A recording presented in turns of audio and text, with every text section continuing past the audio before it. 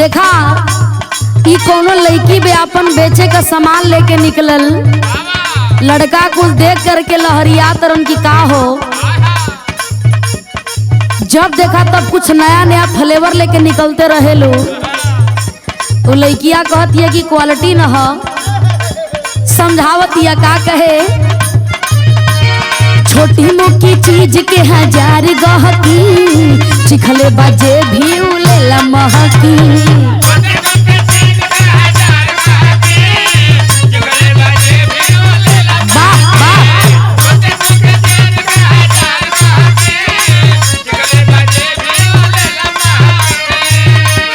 छोटी चुकी चीज के हजार गहकी, चिखले बाजे भी उलेला महकी।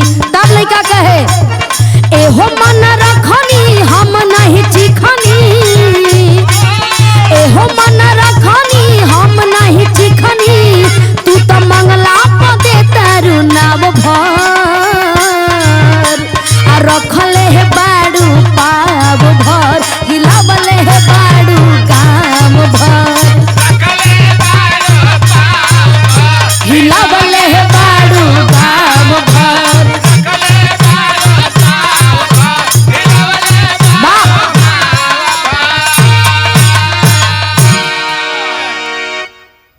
देखें बाबूजी, आप लोगों के बीच में एक बिरहा भेज रहल बानी।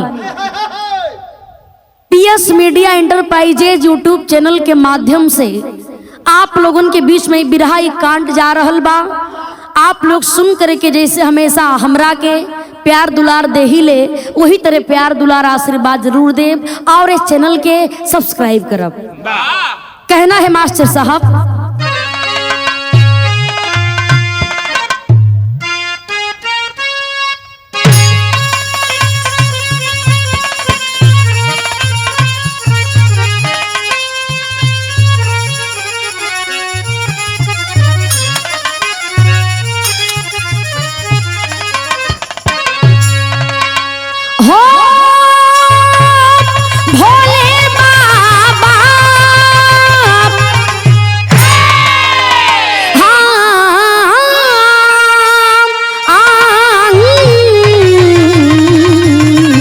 सबरिया भोले बाबा जोगिया हो राम।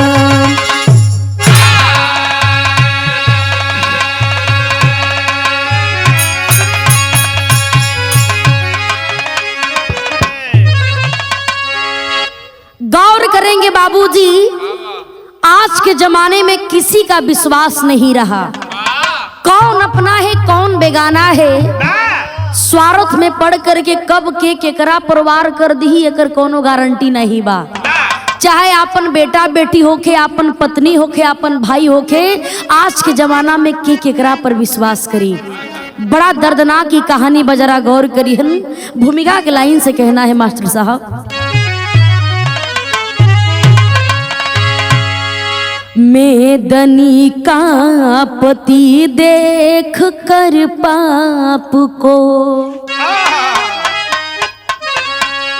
प्यार के आड़ में नास होने लगा, प्यार करके क्यों आशिक है बनते कसाई,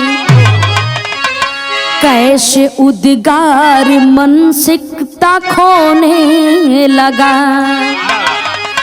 बन गए निर्दयी शर्मयाती नहीं, आज शासन प्रशासन क्यों सोने लगा, करते हैवानियत अब मानवता कहाँ, राजेंद्र हृदय सब का रोने लगा।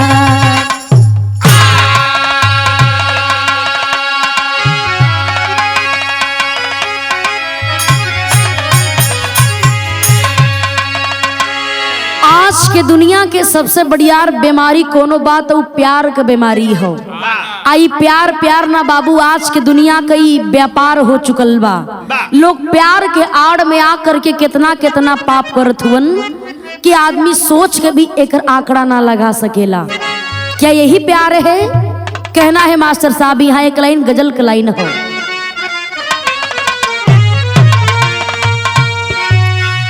सज कर मेरा जनाजा, सज कर मेरा जनाजा, जाएगा यूं निकल के।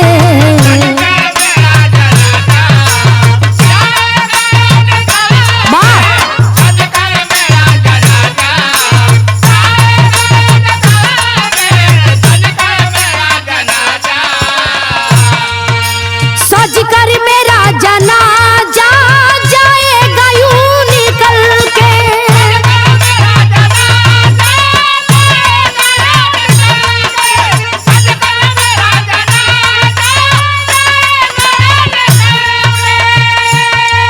जाएगा यूं निकल के, जाएगा यूं निकल के।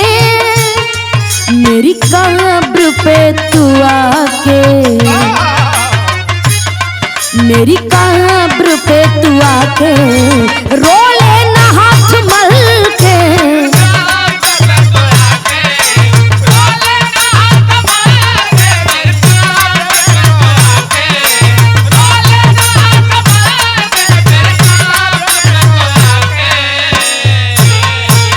लेकिन आज इस जमाने को हुआ क्या है?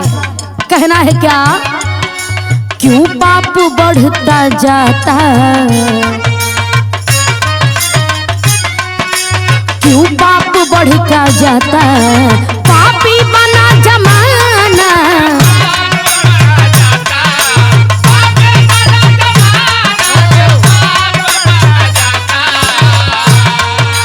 क्यों पाप बढ़ता जाता, पापी बना जमाना।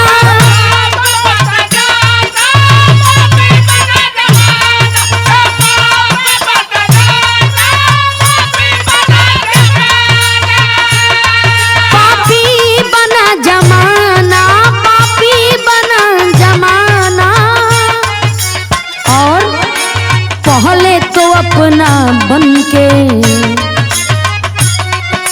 पहले तो अपना बनके क्यों हो जाते बेगाना।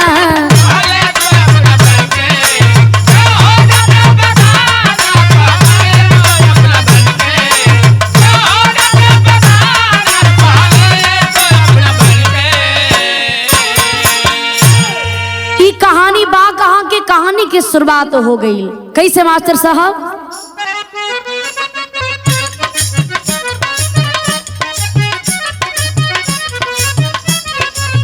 कहानी कहाँ के बाद? मध्य प्रदेश जबलपुर की कहानी है, मध्य प्रदेश जबलपुर की कहानी है। वहीं पे घटना घटी कर दिया नदानी है।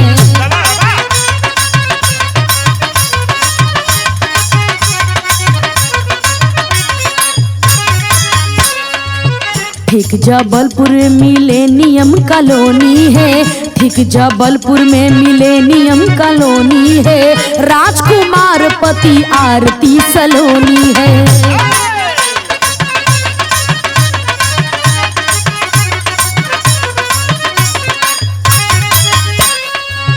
काव्या बेटी 16 साल की उमरिया में, काव्या बेटी 16 साल की उमरिया में। तनिष्क 8 साल का सुंदर नगरिया में।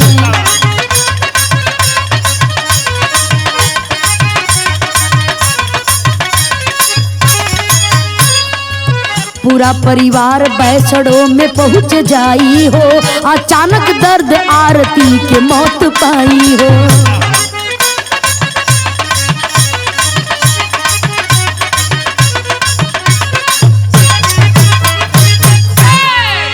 गौर करेंगे बाबू, मध्य प्रदेश जबलपुर की यह कहानी है। उसी जबलपुर में एक मिलेनियम नाम की कॉलोनी है।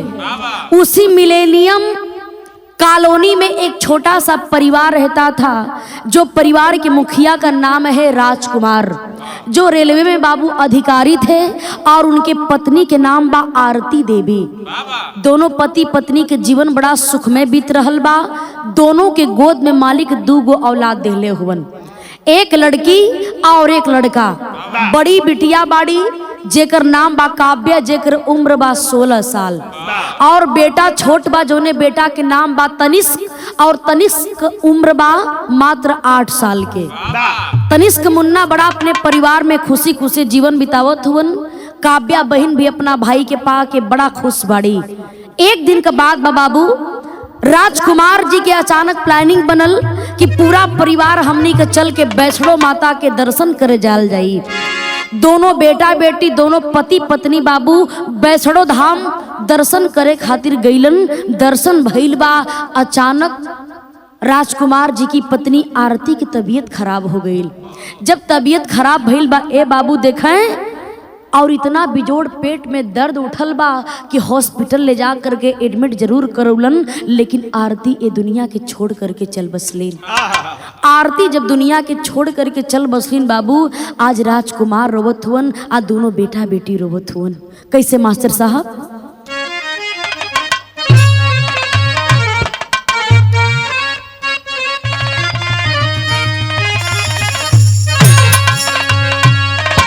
बाबू बाबू दरोगा जी, बाबू दरोगा जी, कौने गुनहिया बधला पियावा मोर, बाबू दरोगा जी।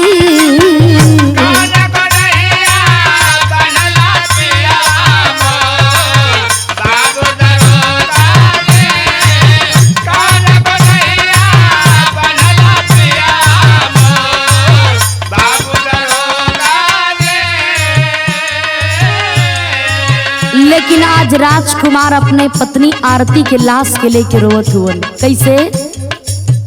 कहवा गईलू हो,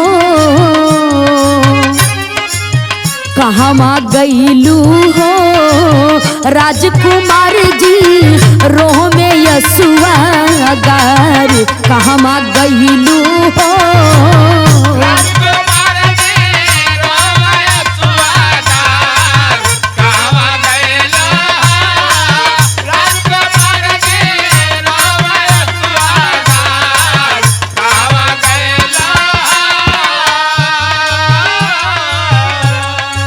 राजकुमार रोवत हुवन, छोट बेटिया काव्या और छोट बेटा तनिष्क भी रोवत हुवन। तब कहना है क्या? काव्या रो में छाती पीट के, तनिष्क आस बहा में हो।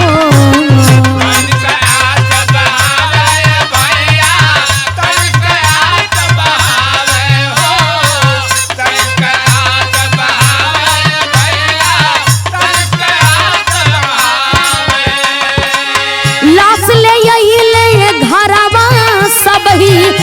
ले अइले घरवा सबही, नैन से नीर गिरा में, कहवा गईलू हो, कहवा गईलू हो। गाँव के लोगवा देखे भीड़ अपार, कहवा गईलू हो।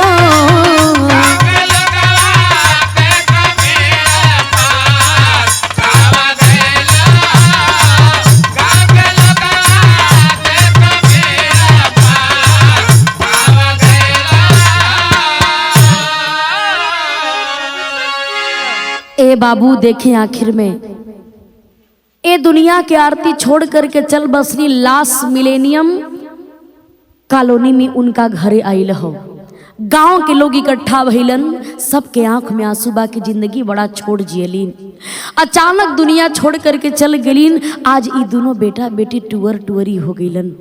ए बाबू राजकुमार रोवत हुवन कि चल गेलू हमार जीवन संगिनी रहलू, आखिर तोहरा बिना तो जिंदगी ई पहाड़ जैसा लागता। लेकिन ए बाबू का करे के बा, ए दुनिया का दस्तूर बा कि जे दुनिया माइल बा ओकरा के आज नकल तो जाए के हो। देखें आज राजकुमार अपने पत्नी आरती के अंतिम दाह संस्कार कैलन और अंतिम दाह संस्कार कैला के बाद 16 साल के बिटिया जोन काव्या बाड़ी कहत हुन कि बिटिया अब तोहरे ऊपर पूरा जिम्मेदारी बा, हम तो ड्यूटी पर चल जाइब लेकिन अपना ये छोट भाई के तू अपन भाई ना बल्कि माई के बहन दोनों का प्यार दिहा। ए बाबू देखे काव्या समझदार बाड़ी, 16 साल की उम्र हो चुकल बा और काव्या अपना छोट भाई तनिष्क के भी देखत बाड़ी और अपना पढ़ाई भी करत तारी, छोटा बेटा भी पढ़ाई करत बा। धीरे धीरे समय बीतल हो तब भैल का मास्टर कहना है,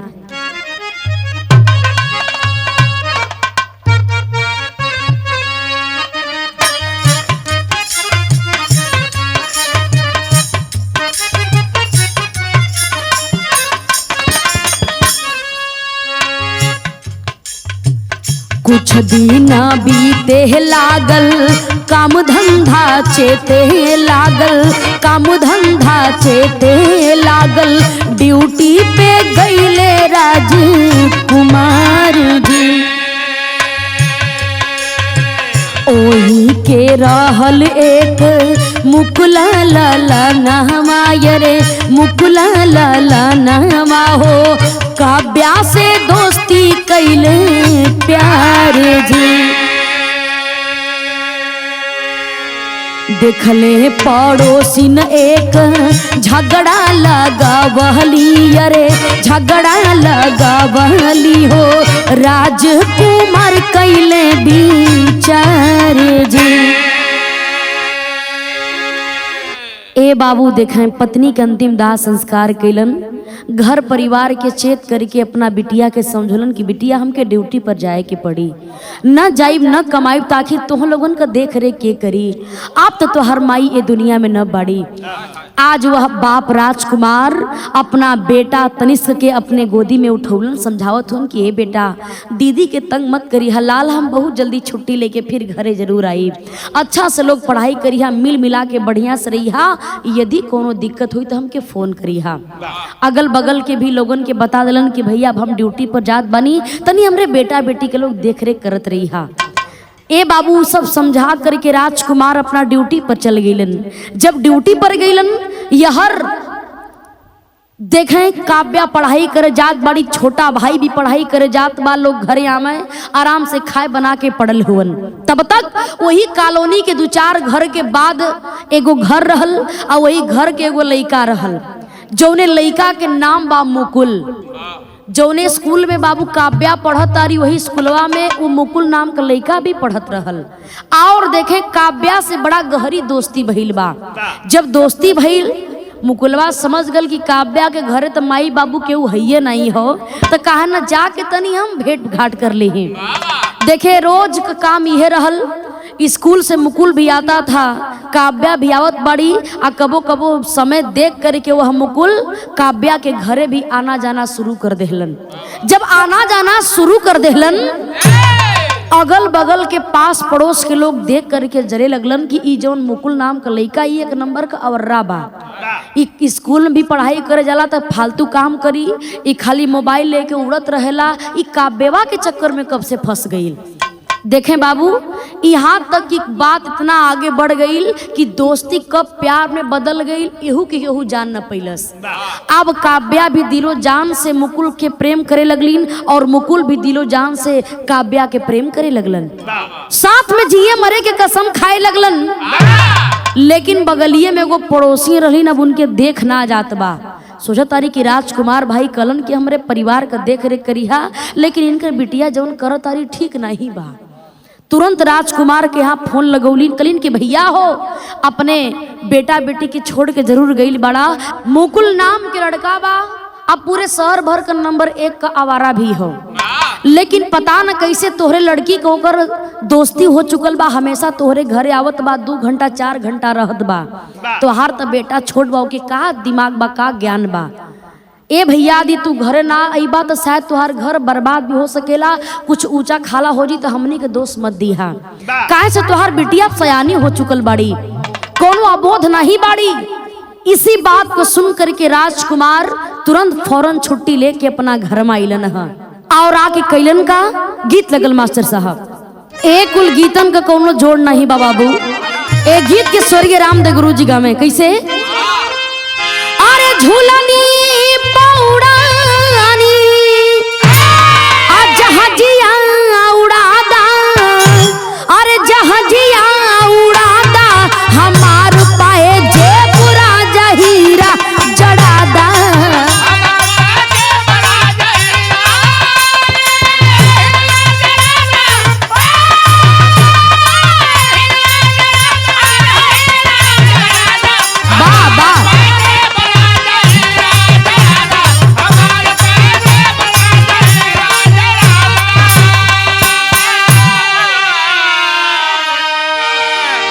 लेकिन देखे आखिर में राजकुमार जब घर में आइलन तो एगो काम कैलन मुकुल के खिलाफ। का कैलन, अरे बाटे अकेले लईकी घर में न आई, अरे घर में न आई पुलिस बोलावाई दिहले जेल भेजवाई।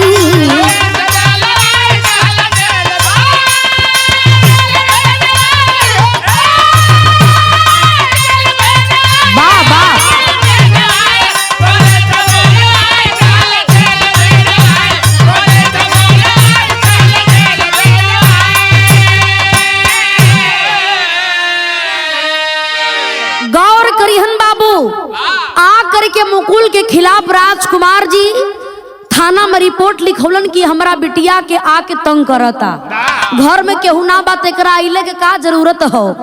पुलिस आती है, मुकुल को पकड़ करके लेकर के जाती है। बाबू मुकुल जब जेल में गयल 2-4 दिन रहल, एकरे बार जमानत पर छूट के घरे चल आयल। तब भइल का,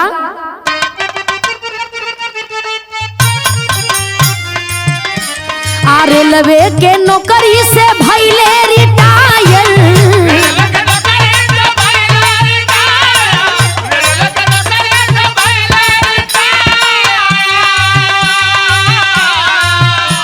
जमानत पर छूटल मुकुल भइल बा फायर।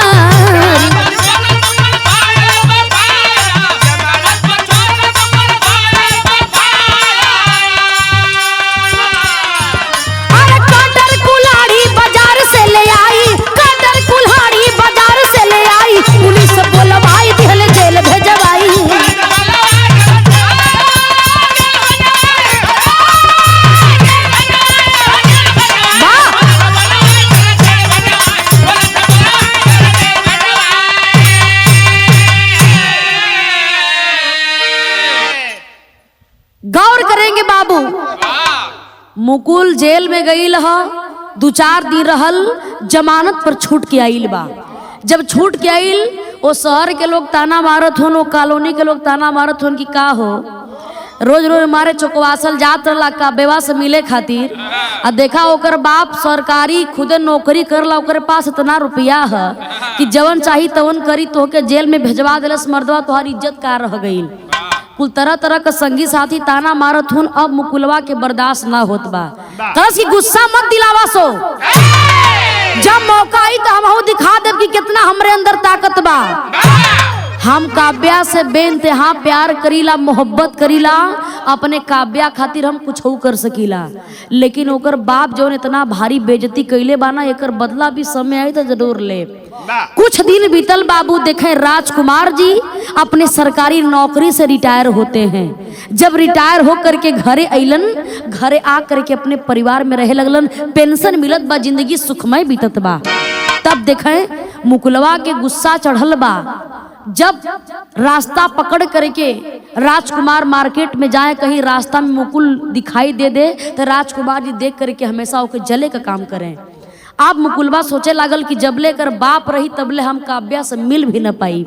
तब देखें दिमाग लगूले बा, आज वह मुकुल करता है क्या।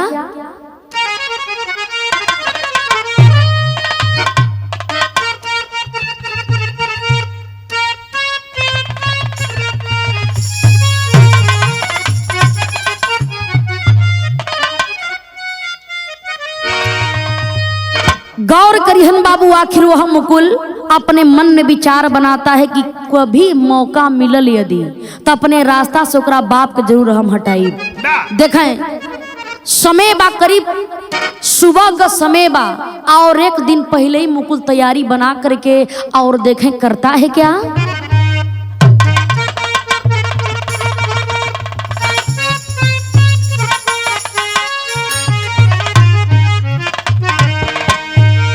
अरे कटरा से काटे लागल पपिया के वड़िया, कटरा से काटे लागल पपिया के वड़िया, घरवा में घुसल बाया नरिया।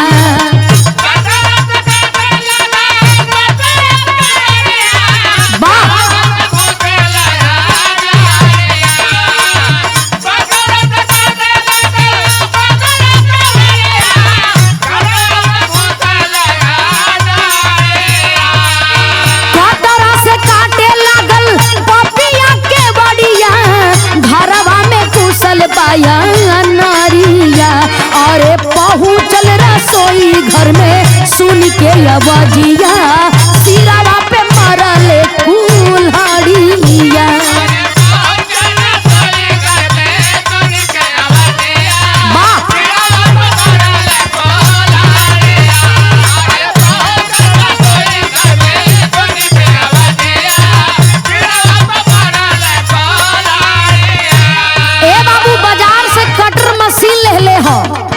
कटर मशीन लेले बा, कुल्हाड़ी लेले बा, गुस्सा में लाल बा, जाके दरवाजा अंदर से बंद बा, जा करके कटर से दरवाजा काट करके घर के अंदर चला गया।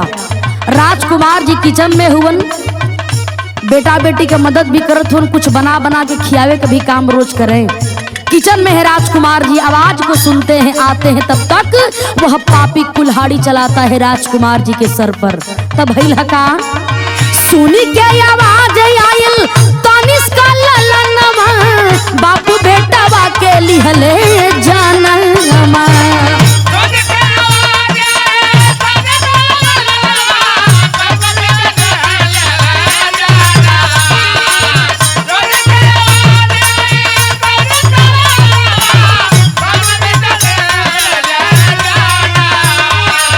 सुनी के आवाज आयल तनिष्क ललनवा, बापू बेटवा के लिहले जन्मा। अरे देखी के चिल्लाए लागल काव्या कुमरिया, वह पापी काट देबा मुड़िया।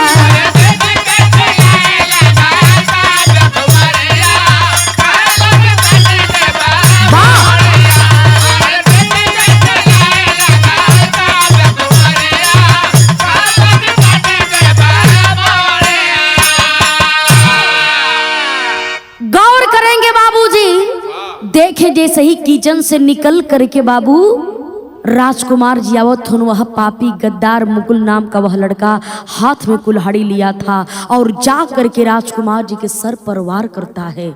जब वार किया, वार करता रहा जब तक कि राजकुमार जी दम न तोड़ दें। राजकुमार जी धरती पर गिर गइलन, चिल्लात हुवन। तब तक इहे अवजिया सुन के जवन 8 साल का मुन्ना तनिष्क बा, वो मुन्ना भी, छोटा मुन्ना भी वो घर से, रूम से बाहर निकलता। किचन के ओर जैसे ही बढ़ल बा, अपने पापा के लहू लुहान देख के मुन्ना भी चिल्लाए लगल। तब तक वह पापी कुल्हाड़ी को ले करके वो छोटा मुन्ना के भी सर पर वार कैले बा। एक एक कुल्हाड़ी वो छोटा मुन्ना तनिष्क के लगल बाबू, आ तनिष्क भी ये दुनिया के छोड़ के चल बसलन।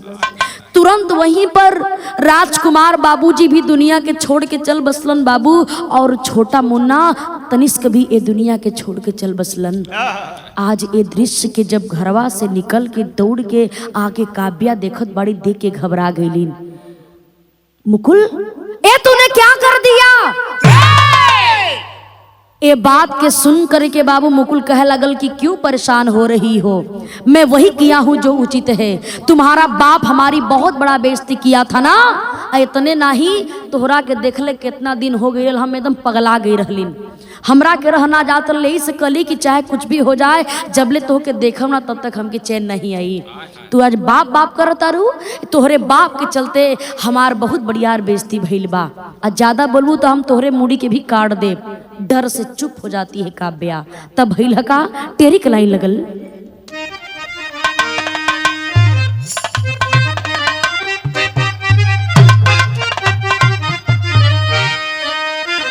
बगीचे का ही माली खो गया, अरे बगीचे का माली,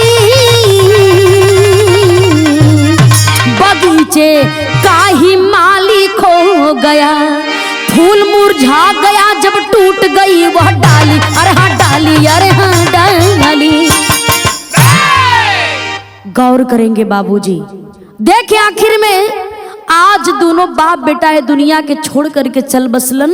तब तक देखें मुकुल कहता है कि चिल्लाओ मत, हल्ला मत करो, शांत रहो और हमें कुछ उपाय सोचने दो कि इन दोनों के लाश को हम कहाँ छुपाएंगे। और देखियो पपिया बेवरा लगावता कैलस का मास्टर साहब।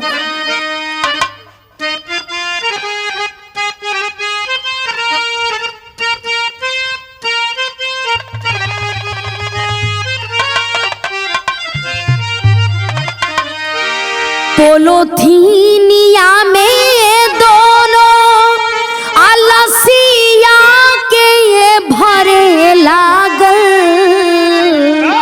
अरे बेटावा के फ्रिज में छिपावे लागल लसिया, रोवहु न देला धाम कावेला कसैया हो, काव्या के झर झर बरसे ले यसिया, पिताजी के लाश वही आ घर में छिपाई दिहले, अरे काव्या से कहाले बनी जईबू सथिया, बाबूजी के डेबिट कार्ड माई वाला फोनमा हो, अरे चाचा के लईकी आरती मैसेज वही बखतिया। ए बाबू देखें खड़ी होकर के काव्या के आंख में आंसू बा, जा करके समझाता है मुकुल क्यों रो रही हो, हमसे प्यार करती हो ना, हमसे प्यार करती हो तो अपना प्यार का साथ दो। ई तोहार बाप सबसे बढ़िया हमार काटा रहल, तोहरे खातिर हम तोहरे घरे आवत जात रही, लेकिन एकर सजा हमके बहुत बढ़िया मिलल बा। का तू हमरे खातिर ए बाप के भाई के ना भुला सकेलू? बात बतिया करके इतना देखे, इतना ज्यादा काव्या को भर देता है कि काव्या खुद ही कन्वर्ट हो जाती है।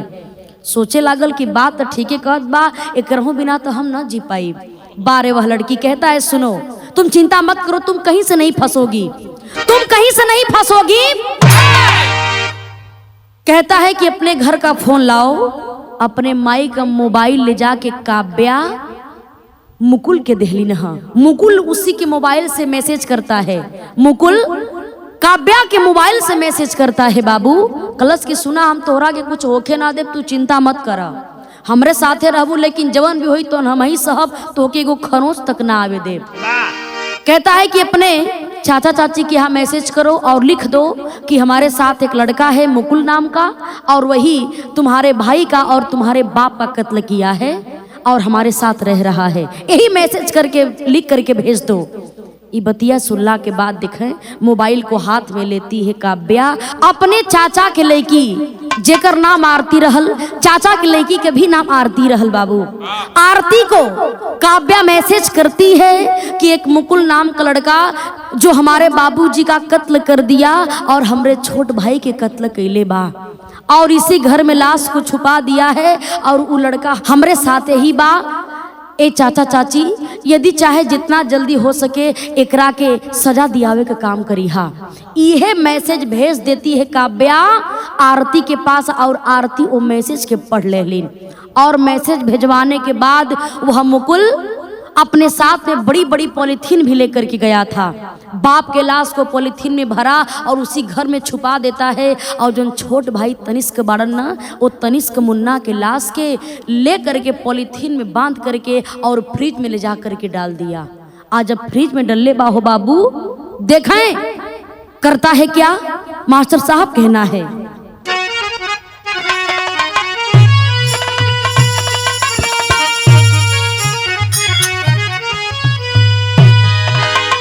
देखे आखिर में मैसेज कैले बाड़ी काव्या तो भइल हका बाबू मारल गईले तनिष्क बिरानवा यही भवनवा में बाबू मारल गईले अरे तनिष्क बिरानवा यही भवनवा में मैसेज कैली संघ में पास तनवा यही भवनवा में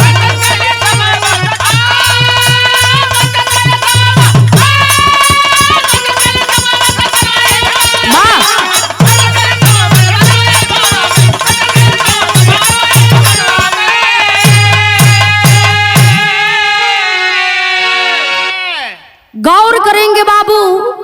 देखें ये बतिया के पता जब चाचा के लगल वो आरती जा करके सारी बात बतौलीन की पापा हो बड़े पापा के साथ ऐसा ऐसा हादसा भइल बा काव्या के मैसेज आइल हो। इसी बात को सुनने के बाद देखें बाबू तुरंत ही राजकुमार के जो छोटे भाई हैं अपने दोस्तों के पास फोन करना चालू कर देते हैं। बहुत सारे लोग जितने भी दोस्त हैं मित्रगण लोग हैं उस मिलेनियम कॉलोनी में उस घर पर पहुंचते हैं और जा करके ढूंढते हैं तो फ्रिज में छोट मुन्ना के लाश मिलल बा और घर के अंदर छुपावल ओ राजकुमार जी के भी टुकड़ा में लाश मिलल बा। देखें लेकिन राजकुमार के जो छोटे भाई ये कहने लगे चाहे कुछ भी हो जाए लेकिन उन पापियों को ढूंढना पड़ेगा, उस पापी को ढूंढना पड़ेगा जो हमारे भाई का कातिल है।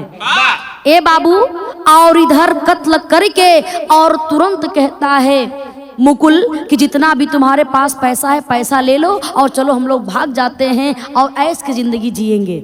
देखे जितना भी घर में रखल गहना रहल पैसा रहल पूरा काव्या साथ में ले ली और अपने बाबूजी के डेबिट कार्ड रहल डेबिट कार्ड को भी लेकर के दोनों भाग जाते हैं।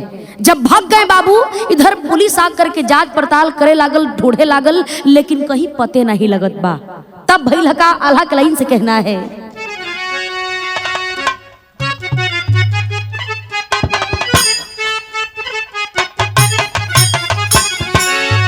अरे काव्या के साथ लेके घूमे अत्याचारी बाबू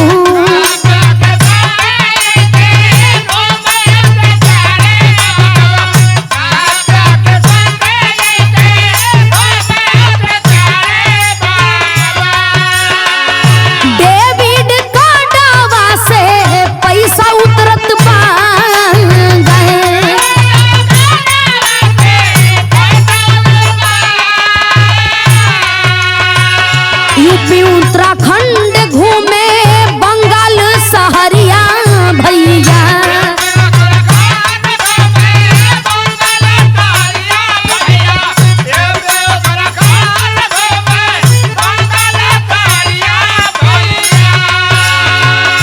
नेपाल बॉर्डर हर पर देशवा में जा गए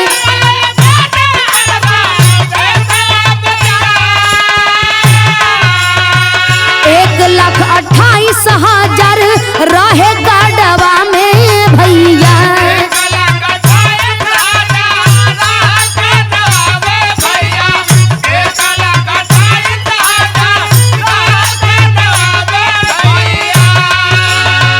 जहाँ से निकले पैसा जहाँ से निकले पैसा पुलिस वहाँ जा गए।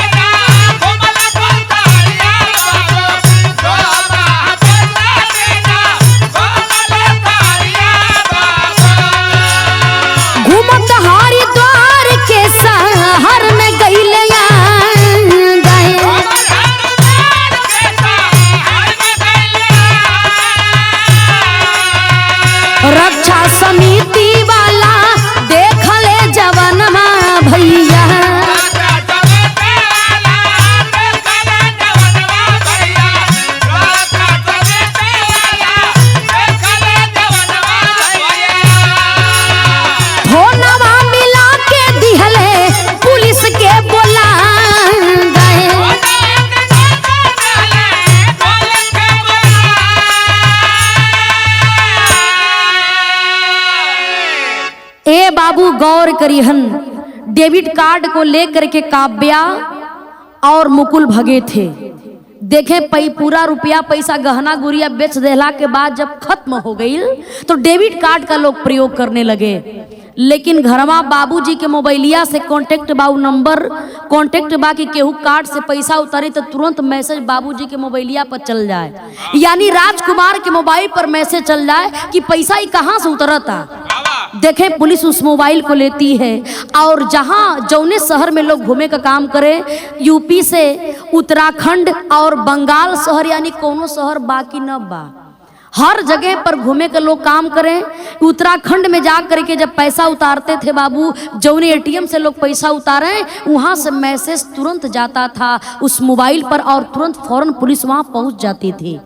जब पुलिस पहुंचे पैसा उतारने के बाद फिर मुकुल काव्या को लेकर के उस शहर को छोड़ करके दूसरे शहर में चला जाता था। यही करते करते वो डेबिट कार्ड में 1,28,000 रुपया रहल। देखें जहां से कुल पैसा उतारे खातिर जाए वहां पर पुलिस पहुंच जाती थी और तुरंत उस शहर को छोड़ करके दोनों दूसरा शहर में चल जाए। देखें और पुलिस प्रशासन मिल करके उस डेबिट कार्ड को लॉक करवा दी। जब डेबिट कार्ड लॉक हो गई पैसा उतरते नहीं बा, अब दोनों सोचे लगलन कि अब कैसे खायल जाई कैसे रहल जाई। दोनों घूमते घूमते बाबू देखे हरिद्वार में आते हैं। जब काव्या और मुकुल जब हरिद्वार में इलन जहाँ फ्री में भोजन मिला था, जहाँ लोग हजारों लोग लाखों लोग जाके भोजन प्रतिदिन करत हुवन और रहे कभी व्यवस्था ठीक ठाक बा, दोनों विचार केलन कि अब तो 1 रुपया पास में बा नहीं, अब कैसे खायल जी कैसे रहल जाई। बुद्धि काम न करत बा। मुकुल काव्या को लेकर के जहां पर यह ट्रस्ट चल रहा था भोजन का, वहीं पर काव्या को लेकर के मुकुल पहुंचता है और जा करके भोजन करने लगा। तब तक रक्षा समिति के लोग उपस्थित हैं। वही में से एगो आदमी के नजर पड़ल बा काव्या के ओर। काव्या के भी देख रहल बड़न और मुकुल के भी देखत हुवन। मुकुल का चेहरा पानी ढेर ठीक ठाक ना रहल, लेकिन प्रेम ऐसा बीमारी कि जब एक खुमा चढ़ेला तो गोर करिया ये सब लोग देखबा नहीं करेलन। देख के वो आदमी सोचा था कि लड़की इतना खूबसूरत बे, आई लड़का देखे में उम्र में भी ज्यादा लगता आ चेहरा पानी भी ठीक न बैसन तना ना कि दोनों में कुछ गड़बड़ हो गए।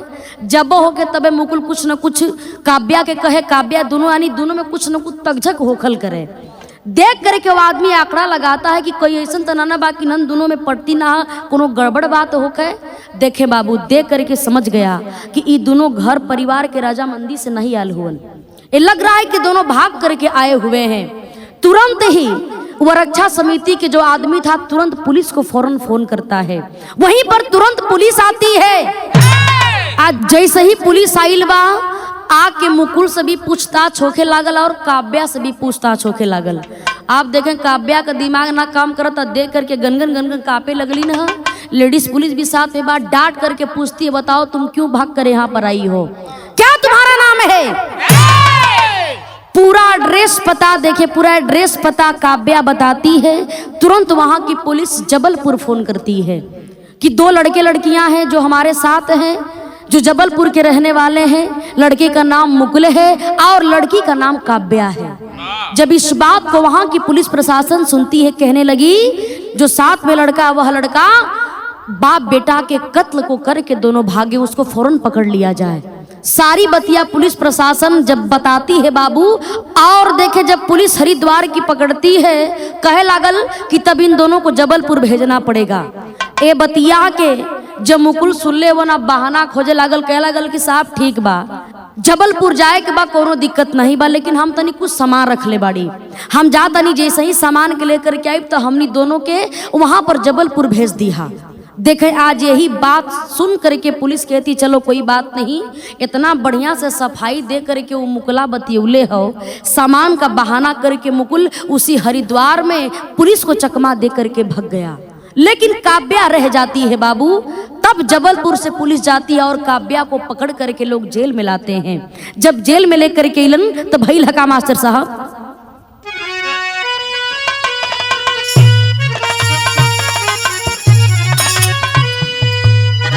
जबलपुर के पुलिस और लेके गई ले थानावा, जबलपुर के पुलिस और लेके गई ले थानावा, पहुंचल मुकुल भी जबलपुर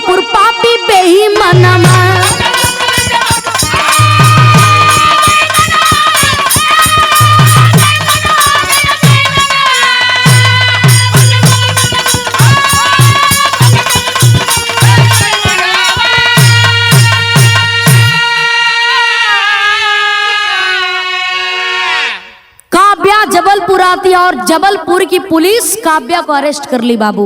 जब अरेस्ट करती है सारी बतिया काव्या बतावत बड़ी कि का करी, हमार कोनो दोस्त ना बा, हम तो प्यार में बिल्कुल पागल हो गई रहलीन। पुलिस प्रशासन समझाती तुझे शर्म नहीं आ रही है, तुझे शर्म नहीं आ रही है। वह लड़का जो तुझसे प्यार करता था तुम्हारे सामने तुम्हारे भाई को जान से मार दिया, तुम्हारे बाप को जान से मार दिया, फिर भी इस पागल के चक्कर में पड़ी हो और घूम करके आनंद ले रही थी।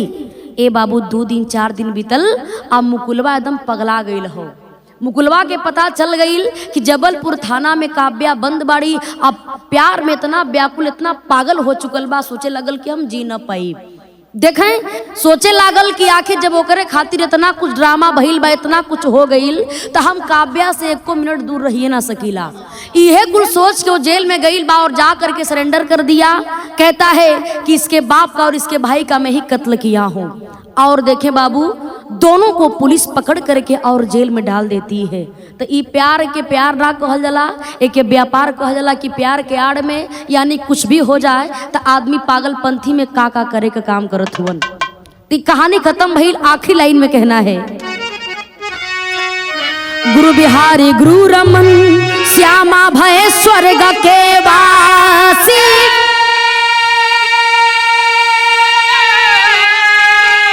भोला वरदार विश्वनाथ अरे सिया राम अभिलाषी।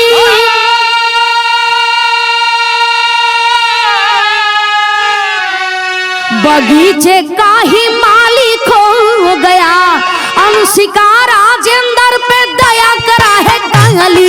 बगीचे का ही मालिक